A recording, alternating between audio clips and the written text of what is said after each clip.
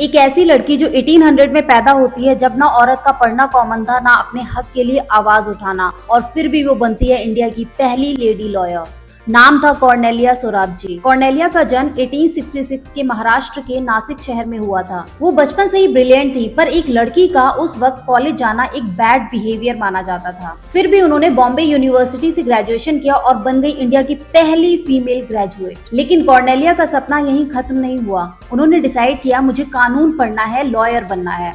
उस जमाने में एक इंडियन लड़की का यूके जाना, ऑक्सफोर्ड जाना, सोचो क्या रिएक्शन रहा होगा लोगों का। लेकिन ऑक्सफोर्ड जाने के लिए सिर्फ टैलेंट काफी नहीं था, सपोर्ट भी चाहिए था, और तब उनकी मदद की फ्लोरेंस नाइटिंगेल ने और मैरी हॉबहाउस ने, जिन्होंने उनकी एप्लीकेशन ऑक्सफोर्ड यूनिवर्सिटी तक पहुंचाई। कॉर्नेलिया को ऑक्सफोर्ड में एडमिशन मिल गया और बन गई इंडिया की पहली फीमेल जो ऑक्सफोर्ड से लॉ पढ़ी। लेकिन एक और धक्का लगा, उनको डिग्री ही नहीं दी गई, क्योंकि ऑक्सफोर्ड उस टाइम औरतों को डिग्री ही नहीं देता था। सोचो, सब कुछ पढ़ने के बाद, पास करने के बाद, आपको सिर्फ इसलिए डिग्री नहीं मिल रही क्योंकि आप एक औरत हो। कॉर्नेलिया वापस इंडिया आई 1894 में। सोचा अब तो लॉयर बनके लोगों की हेल्प करूंगी, पर सिस्टम ने कहा तुम औरत हो, प्रैक्टिस नहीं कर सकती।